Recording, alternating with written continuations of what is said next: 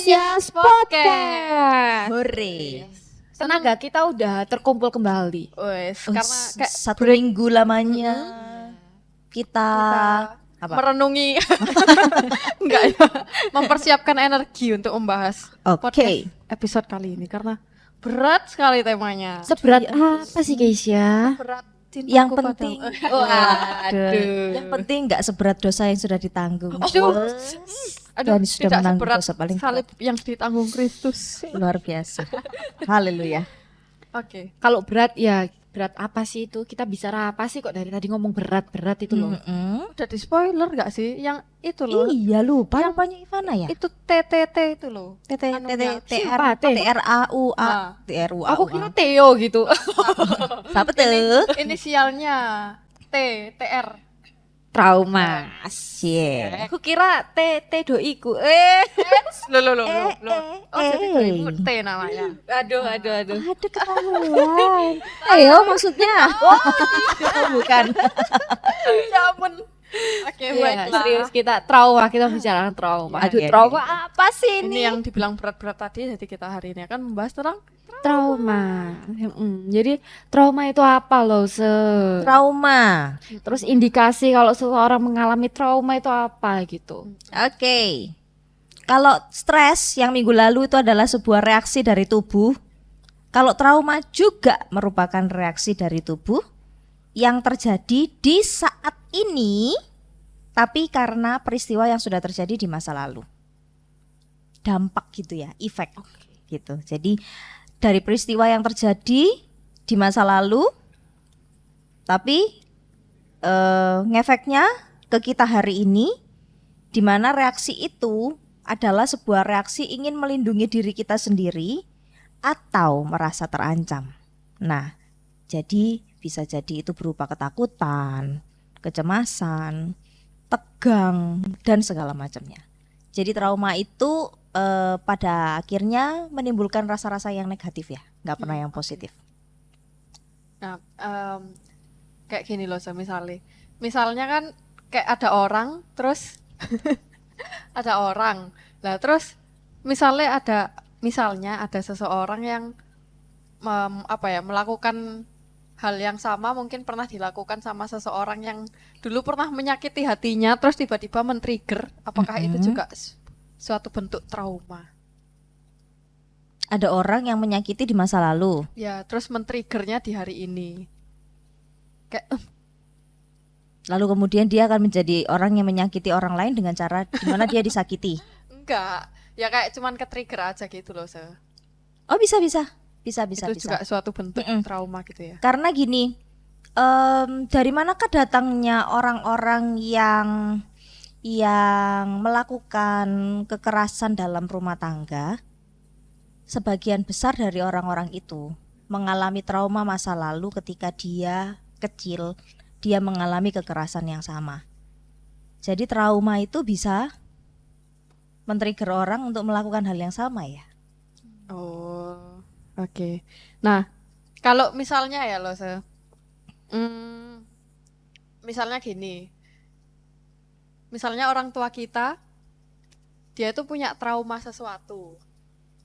Lah, terus, misalnya ya traumanya ini karena orang tua kita ini dididik juga sama orang tua sebelumnya itu dengan keras, gini. Terus akhirnya pas mereka punya anak kita, terus mereka itu menurunkan traumanya ke kita gitu loh. Kayak mereka jadi ikut ngedidik kita dengan keras. Terus apalagi ya mungkin trauma-trauma lainnya.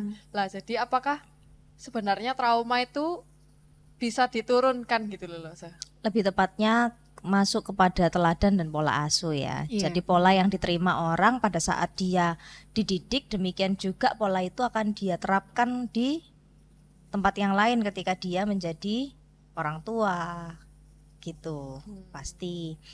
Dan kalau itu dalam skup trauma, misalkan yaitu tadi yang seperti ku ceritain tadi, dia waktu kecil dipukul nih. Dan ketika trauma itu nggak selesai dan dia punya anak, dia akan tanpa sengaja meluapkan emosinya dengan cara memukul juga. Karena pola itu dia terima. Jadi trauma itu memang mempengaruhi kita dalam bertindak Trauma tuh mempengaruhi loh, mempengaruhi pola pikir kita, mempengaruhi cara kita bersikap, bergaul sama orang lain. Itu mempengaruhi, bahkan sampai ketika kita punya keluarga, trauma itu bisa kebawa kalau gak diselesaikan. Gitu. Oh, wow. Tapi trauma ini tuh dapat disembuhin nggak sih, Se? Jika dapat disembuhkan gitu ya, kalau misalnya dapat disembuhin, apakah caranya tuh selalu dengan bertemu atau berkonsultasi dengan psikolog atau kita bisa nyembuhin sendiri gitu, seiring dengan berjalannya waktu gitu deh. Tergantung kasusnya ya. Jadi kalau misalkan contoh, Mm-mm. aku nih kan pernah waktu awal-awal tuh belajar bawa motor kan. Terus udah bawa motor, udah Terus jatuh. bonceng. Ih kok tahu sih ceritanya? Ih kok udah tahu sih? Itu juga surprise. Terawang ya, kamu bisa nerawang ya. Menerawang. Soalnya yang rata-rata yang latihan sepeda motor kadang. Betul, itu dia. Maksudnya mau gue jadiin contoh. Jadi setelah ini, padahal kecelakaannya tunggal. Jadi akibat kebodohan sendiri ya kalau kayak gitu-gitu tuh ya kan. Terus kemudian habis itu mau bawa motor lagi, itu rasanya udah nggak pede. Nah, itu trauma. Nah, itu bisa disebut sebagai trauma. Jadi sesuatu yang kemudian bereaksi, mempengaruhi kita, mempengaruhi keberanian kita, mempengaruhi kecemasan kita, yang kemudian kita akan mikir 2 kali, enggak lah nanti jatuh lagi gitu. Makanya banyak orang yang akhirnya nggak bisa naik motor gara-gara pernah jatuh. Pernah nggak? Trauma. Ayo pemirsa Enggak Inggris ya sih, podcast, puji Tuhan apakah nggak Anda pernah. mengalami itu? Kan? Jadi belajar naik sepeda jatuh, terus kemudian akhirnya nggak pernah bisa naik sepeda. Nah karena dia nggak bisa mengalahkan rasa trauma yang udah pernah dialami itu tadi, akhirnya bisa membuat dia nggak mau menyentuh dan tidak mau belajar, dan ya begitulah karena dipenuhi dengan kekhawatiran. Nah kalau ada lebih berat lagi kasusnya, contoh orang-orang yang mengalami pelecehan seksual misalkan, ya sorry, terus kemudian mempengaruhi orang anak-anak yang mengalami kekerasan, itu biasanya traumanya mendalam. Ya. Dan trauma itu menghasilkan yaitu tadi self esteem yang sangat buruk akhirnya. Nah ketika sudah seperti itu, sulit menyembuhkan bukan berarti tidak bisa disembuhkan, Oke. tapi memang penyembuhannya itu sangat lama, apalagi ketika anak itu sedang dalam masa-masa mencari atau ya mengejar jati dirinya. Kemudian trauma-trauma itu diberikan, dia jadi masih belum utuh gitu ya, pribadinya belum utuh, dan kemudian mengalami hal-hal seperti itu kasus yang sangat berat. Tapi seberat apapun bisa diselesaikan. Oke. Nah, kalau lo bilang trauma itu kan bisa disembuhkan toh. Nah, jadi bagaimana cara menyembuhkan atau mengatasi trauma yang ada di dalam diri kita gitu? Cara mengatasi trauma yang ada di dalam diri kita, case on case ya itu ya. Jadi kalau menyelesaikannya itu memang harus menyesuaikan dengan kasus yang kasus trauma yang dialami, yaitu tadi, karena trauma itu kan ada yang ringan, Berat, sedang, ya. menengah, dan berat. Ke atas. Tahap-tahap gitu. Gitu. Kalau misalkan orang-orang yang sekarang ini kan banyak ya anak-anak remaja yang mengalami perundungan. Do you know perundungan ya, bullying. Nah, di dalam masa-masa mencari jati diri, terus anak itu mengalami bullying, itu kan melukai harga dirinya sampai dalam. Betul. Nah, ketika kita mengalami hal-hal seperti itu pasti akan sangat mengganggu kejiwaannya, dan itu akan mengganggu tentang spiritualitasnya. Kalau Tuhan itu memang baik kepada saya, kenapa saya harus mengalami situasi-situasi ini? Gitu. Tapi trauma itu bisa diatasi. Ya. Caranya bagaimana? Caranya itu saya kasih sebutan ini, get out from your boat. Dari mana itu Lose ambil? Dari Matius 14 ayat 22 sampai 33. Nah, kisah Matius 14 ayat 22 sampai 23 itu adalah kisah ketika para murid Yesus itu ada di dalam kapal, mereka lagi mau perjalanan, ketika di tengah laut mereka alami badai. Mereka orang-orang expert loh. Tapi hari itu mereka nggak bisa menguasai keadaan, ya kan? Mereka tidak bisa menguasai keadaan, akhirnya sampai Tuhan mendatangi mereka. Ketika Tuhan mendatangi mereka, Petrus tuh ngomong begini, kalau misalkan kamu Tuhan, itu kamu Tuhan, suruh aku bisa berjalan di atas air. Yang Tuhan katakan tuh gini, datanglah, kemarilah. Jadi trauma itu dalam sisi yang lain itu seperti zona nyaman untuk kita. Aneh ya, zona nyaman itu bukan hanya tempat di mana kita nyaman. Misal kalau kita di rumah, tempat paling nyaman kita adalah di kamar, di mana nggak ada orang yang mengganggu. Betul. Gitu. Tapi ketika kita di kamar, kita juga kan sedang memutuskan diri kita dengan dunia luar. Nah, sometimes kita senang dengan kondisi itu, nggak perlu berhubungan dengan orang tuh kadang tuh kayak sebuah zona nyaman gitu loh. Aku nggak perlu belajar tentang karakter orang, aku nggak perlu berantem sama orang gitu. Nah, orang yang ada di dalam rasa trauma, tanpa dia sadari sebenarnya dia berada di dalam sebuah boat, di dalam sebuah kapal, yang dimana kapal itu adalah zona nyamannya. Para murid itu mereka aman, kelihatannya aman di dalam kapal, padahal enggak kan. Mereka berada di dalam badai loh. Tapi mereka juga enggak berusaha untuk melakukan sesuatu ya, mereka tetap ada di kapal gitu ya. Gimana mau keluar kemana?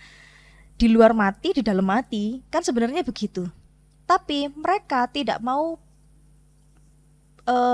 berusaha yang lain selain panik. Tidak punya solusi yang lain selain panik.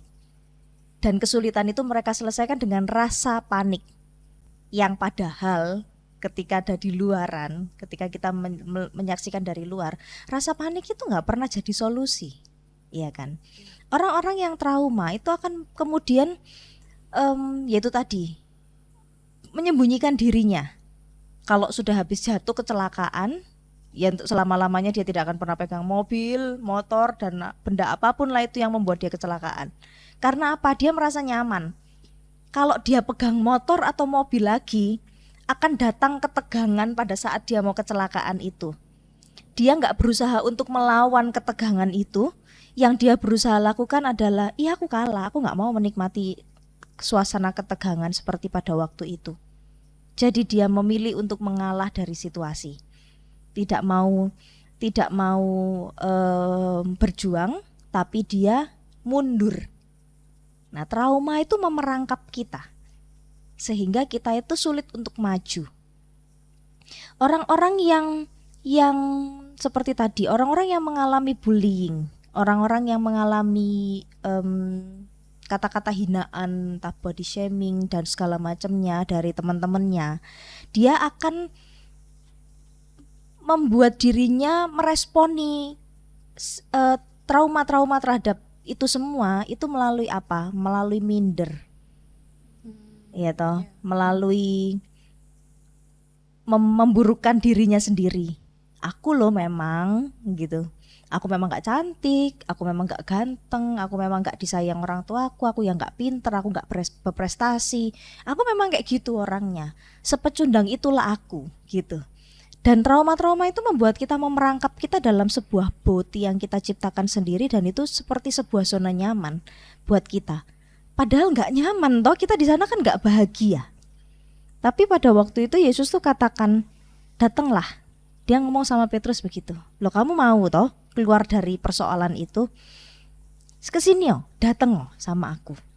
Jadi cara kita mengatasi trauma dalam diri kita itu adalah kita mau keluar dari perahu zona nyaman kita. Get out from your boat. Keluar dari sana.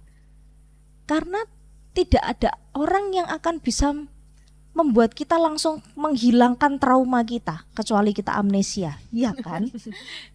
Kita nggak akan pernah bisa lupa, kecuali kita amnesia. Tapi untuk sebuah trauma atau kehidupan yang benar-benar down karena kondisi trauma yang pernah kita alami, kesulitan yang pernah kita alami, satu-satunya cara adalah kita harus mau dulu get out from our comfort zone. Jadi keluar dulu dari dunia di mana kita diperangkap di dalamnya. Keluar dari dunia itu bisa berarti seperti belajar untuk mengalahkan ketakutan. Berhenti untuk menyalahkan diri sendiri. Nah, get out from your boat itu bentuk aplikasinya. Kalau misalkan itu dari rasa trauma, kekerasan, bullying dan segala macam, itu adalah yang pertama sekali adalah stop mempersalahkan diri sendiri. Stop mengatakan bahwa aku memang gak berharga. Stop mengatakan ya pantas aku diperlakukan buruk soalnya aku memang seburuk itu, gitu. Pantas papa mamaku tidak mencintai aku, gitu. Papa mamaku menunjukkan teladan yang jelek bagiku, gitu. Nah, stop terintimidasi oleh si jahat, oleh kuasa kegelapan yang berusaha untuk katakan, iya memang kamu gak berhak bahagia. Kamu harus minder, kamu harus tertutup. Kamu gak boleh belajar apapun, kamu gak boleh jadi orang yang menang, kamu gak boleh jadi orang yang bisa mengatasi kesulitanmu. Itu intimidasi dari si jahat. Jadi trauma-trauma itu ketika kamu mulai fight, dia katakan gak bisa, hari itu aja kamu gagal kok, hari ini pasti kamu gagal lagi, gitu. Dia akan terus berusaha mendatangkan trauma-trauma itu kembali kepada diri kita. Jadi kita harus pertama itu belajar berdamai dengan diri kita. Stop mempersalahkan diri kita. Mulai say something positif tentang diri kita. Aku memang di masa lalu pernah melakukan kesalahan, tapi sekarang aku gak mau lagi. Aku bisa. Tuhan pasti akan menolongku. Nah itu. Gak ada orang yang bisa menjadi motivator yang baik selain dirinya sendiri. Satu. Dan bagaimana orang itu bisa menjadi motivator buat dirinya kalau dia tidak pernah mengenal Tuhan. Jadi point of view dari semuanya itu adalah kamu akan tahu bahwa kamu berharga, bahwa kamu worth it itu gara-gara kamu tahu bahwa Tuhan itu mengasihi kamu. Kamu tahu Tuhan itu kenapa sih sampai sebegitunya, sebegitu cintanya Tuhan tuh ngapain sih? Ya karena kamu worth it gitu loh. Untuk kasih sayang sebesar itu. Wong bulu yang terkulai itu tidak dipatahkan, dosamu yang semerah kirmisi bisa menjadi putih seperti bulu domba kok. Apalagi bad things dalam dirimu yang gak sanggup Tuhan ubahkan, yang gak sanggup Tuhan ambil. Gak ada loh, semua sudah dilakukan oleh Tuhan, gitu. Orang yang tidak pernah mengenal Tuhan dan gagal bertemu dengan Tuhan gak akan pernah tahu betapa worth it-nya dirinya untuk Tuhan. Jadi cara bisa keluar dan menang dari rasa trauma dan semua self judgment dari diri kita sendiri itu tidak akan pernah bisa kita lakukan selain kita kenal sama Tuhan. Jadi bertobatlah anak-anakku yang dikasihi oleh Tuhan. Asik. Wow. Kalian tuh berharga. Asik. Kamu berharga. Simpen ya, simpen buat closing statement. Oh iya, iya. Biar gak lupa. Oke, perlu ditulis gitu ya. Nah, kalau tadi kan cara mengatasi trauma sih dalam diri kita. Pasti trauma itu kan ada timbul dampaknya, Yose. Nah, dampaknya itu apa yang ditimbulkan dari trauma? Terus apakah trauma itu bisa berpengaruh kepada relasi kita dengan Tuhan dan apalagi dengan sesama gitu? Pasti. Trauma itu dampaknya banyak ya, banyak banget dampak dari trauma. Ingat kata-kata Joker, Manusia. orang jahat itu Oh iya. adalah Orang baik pada yang mulanya. pada yang baik yang tersakiti. Heeh. Iya, apa sih maksudnya dari kata-kata dia? Tapi jangan diamini dan jangan diimani ya. Itu kan film. Tapi itu kadang-kadang realitas loh. Karena maksudnya gini, orang-orang yang berusaha baik tapi kemudian dia dihianati, dia diperlakukan buruk, itu kan menjadi trauma. Akhirnya trauma-trauma itu membuat dia menjadi jahat loh. Bisa. Nah, aku sempat ini sih apa namanya browsing di internet kemarin itu. Ternyata salah satu pelaku salah satu hal yang membuat para pelaku pencabulan atau orang-orang yang LGBT itu adalah karena dalam masa kecilnya dia mengalami pelecehan-pelecehan yang sangat traumatis, yang kemudian nggak membuat dia menjadi gitu ya, tapi justru mengikuti apa yang dilakukan oleh mereka gitu. Akhirnya mereka menjadi orang yang justru melecehkan orang lain. Karena apa? Pada masa kecilnya dia alami itu gitu. Jadi trauma itu berdampak pada mentalitas seseorang. Ya kemudian bisa jadi terus banyak hal yang muncul dari sana ya, kekerasan, terus kemudian menyakiti orang lain, dan pasti berdampak lah kepada relasinya dengan orang yang lain, itu pasti berdampak. Orang-orang yang baik itu akhirnya menjadi korban, dan kemudian yaitu tadi menjadi pelaku-pelaku berikutnya akhirnya. Ataupun kalau misalkan kita lihat kecelakaan orang tua kita gitu, misalnya orang tua kita ada di satu mobil yang sama, terus kemudian tabrakan, ya tapi semoga nggak terjadi ya sama kita ya, semua dijaga baik. Terus kemudian dia melihat bagaimana orang tuanya meninggal sedangkan dia selamat, itu juga bisa bikin trauma, hal-hal yang trauma, dan itu membuat itu dampaknya kepada dirinya sendiri. Jadi dampak trauma itu sangat mendalam, sangat tidak gampang gitu. Ke dirinya juga iya, kepada relasinya dengan orang lain juga iya, termasuk dalam sisi iman. Karena ketika seseorang mengalami trauma, dia akan sangat sulit untuk mengalami pertobatan, bisa jadi. Ya contohnya trauma itu mungkin dia disakiti oleh orang yang dia kasihi. Dia saking mendalamnya luka itu, sulit mengampuni, dan akhirnya dia sulit untuk membangun kepercayaan kepada orang lain. Nah itu karena hal-hal yang disebabkan oleh trauma gitu. Nah kesulitan-kesulitan untuk mengampuni ini yang membuat orang itu tidak benar-benar bisa mengalami kedewasaan iman. Atau bahkan ketika itu terjadi, ya dia akan sulit untuk mengalami pertobatan. Karena kalau memang Tuhan itu baik dan Tuhan itu menyelamatkan aku, kenapa aku mengalami situasi ini? Gitu. Apalagi kalau diperhadapkan. Jadi pengampunan dan kebencian. Nah, itu kan hal-hal yang sangat kontradiktif gitu ya. Bertubrukan apa? Kopi kali tubruk.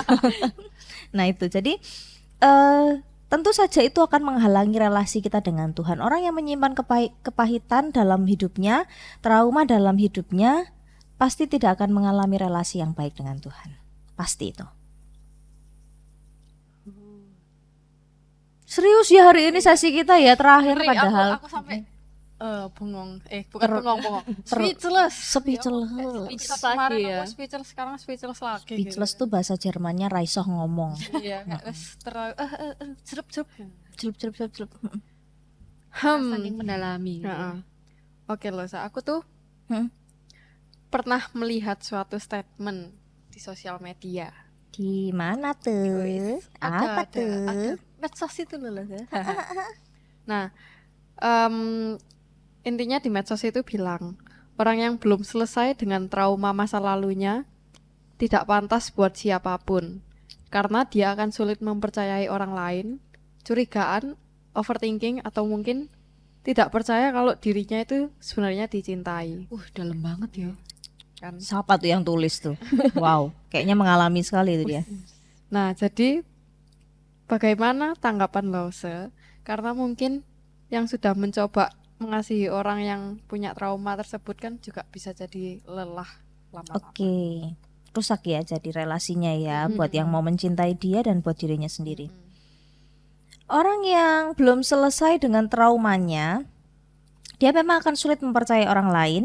Dia mungkin akan menjadi pribadi yang selalu doubtful, suka curiga, overthinking iya, dan tidak percaya bahwa dia dicintai. Benar. Tapi orang yang belum selesai dengan trauma tidak pernah tidak pantas untuk Tuhan. Jadi statement yang ke belakangnya is okay lah, tapi statement yang di depannya aku sih tidak setuju. Karena sekalipun manusia tidak menerima, Tuhan itu selalu membuka tangan untuk setiap mereka yang walaupun mengalami masa-masa lalu yang tidak sempurna, yang punya luka, dan yang mengalami trauma, dan yang mungkin dari situ dia memiliki kepahitan-kepahitan tertentu kepada Allah bahkan gitu. Tapi Tuhan itu tidak pernah memandang orang tidak pantas. Tidak ada satupun orang yang tidak pantas dalam pandangan Tuhan. Justru karena itulah dia datang ke dalam dunia. Ya ampun, Aku sendiri terharu dengan kata-kata terharu sampai berkaca-kaca. ya. Jadi maksudnya gini, sekacau apapun hidup orang, karena gambar dirinya yang rusak dan karena masa lalu, ada something yang lost dari diri orang itu, justru itu yang mendorong Tuhan datang gitu loh. Ketika orang nggak mencari Tuhan, ya pada saat itu Tuhan datang. Kalau di kepercayaan-kepercayaan lain itu kan kayak gini, kamu bener dulu baru tak ampuni, ya kan? Kamu bener dulu baru tak terima. Tapi Tuhan enggak loh. Dia enggak menuntut kita untuk bener dulu. Justru aku datang supaya kamu melakukan hal yang benar, supaya kamu tak kasih tahu hal yang benar. Jadi setraumatis orang yang kemudian dia self abuse kepada dirinya secara mental dan secara fisik ya. Aku nggak berharga, aku nggak bisa apa-apa, aku nggak tahu apa-apa. Aku dibully karena aku nggak ada harganya dan segala macam. Tuhan itu omong kepada orang-orang itu, loh kamu berharga di mataku.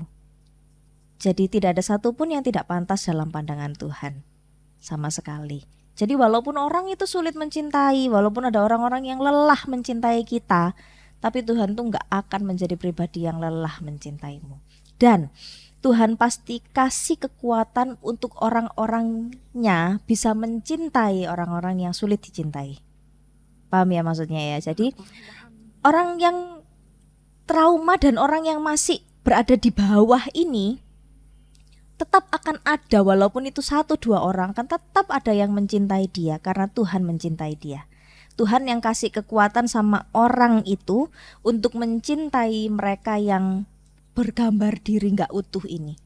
Supaya apa? Supaya yang bergambar diri tidak utuh ini tahu bahwa kasih itu masih adalah milik dia. Begitu. Wow. Gak usah nangis Ivana. Tisu. Bisa aja kamu ini. Jangan acting. Parah sih.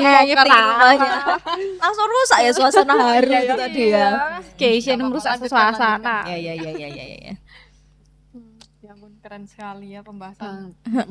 Lebih keren lagi kalau ada closing statement. Gitu ih. Udah template gitu ya kan.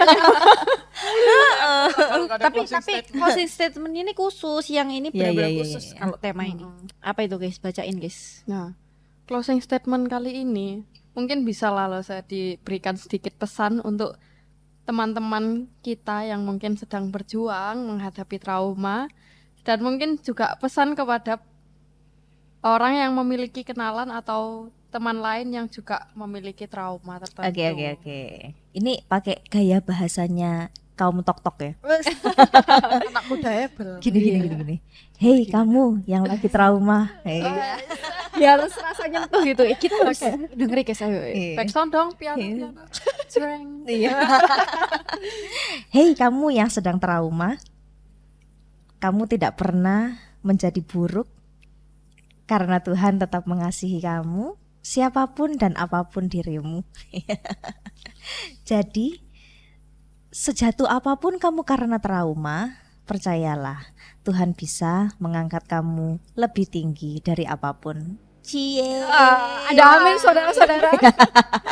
Closing statementnya, aduh, menyentuh. Menyayat-nyayat hati. Saja yang jadi moderator lah. Udah nggak sanggup ya.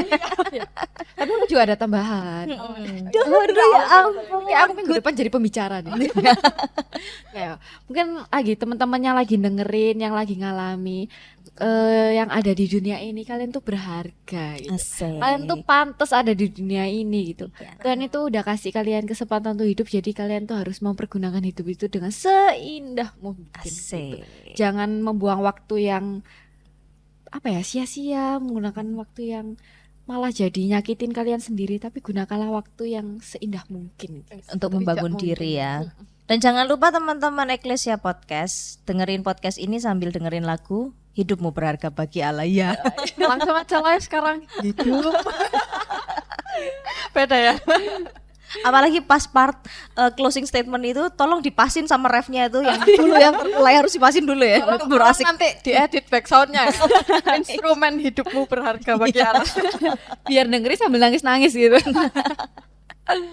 Aduh, luar biasa. Gimana Ip sudah mendengarkan 4 episode dengan tema psychological issue. Kalau aku sih kayak benar-benar tema kali ini tuh Apa sih? Itu ya, sangat Cewek tuh gitu loh ekspresinya tuh tapi kita juga nggak paham itu apa tuh sebenarnya. harus paham, ayo harus paham. aku paham.